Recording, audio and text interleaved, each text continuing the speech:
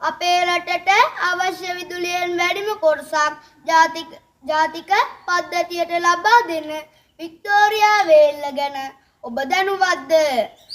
ශ්‍රී ලාංකිකයන් හැටියට අපි වික්ටෝරියා වේල්ල ගැන ඇසිය යුතුමයි. මේක විශ්මිත කතාවක්. අවුරුදු 30ක් පුරාවට කැණීම් කළත් අපේ පුංචි රටට මේ වේල්ල හදා ගැනීමට තරම් මුදලක්ද තාක්ෂණික දැනුමද තිබුණේ නැහැ.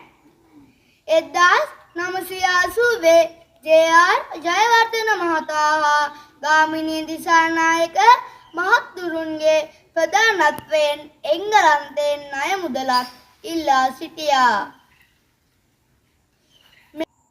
මේ වේල්ල සඳහා එම රටේ වික්ටෝරියා රජනගේ නම තබන බවද පවසා සිටියා. එයින් සතුටටපත් වූ මොවුන් ණය මුදලක් වෙනුවට මිලියන 8,900ක් ලබා දුන්නවා. ඒ විතරක් නෙවෙයි තාක්ෂණික දැනුම ලබා දුන්නා. දන්නවාද පුදුමය? මේ විශාල වේල්ල තනා තිබෙන්නේ එක් කම්බියක්වත් යොදා නොගෙනය. අයිස් වතුරෙන් තනන ලද කොන්ක්‍රීට් විනාඩි 3ක් ඇතුළත යොදා ගැනීම තවත් පුදුමයක්. මෙහි තිබෙන්නේ පැද්දෙන කොන්ක්‍රීට් වේල්ලක්.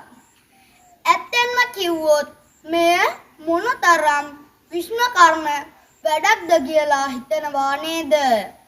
මේ වගේ මෙවැනි වීඩියෝවකින් නැවත ඔබ හමුවට මම පැමිණෙන්නම්. මම එම්.ආර්. රේණුක යොනාල්.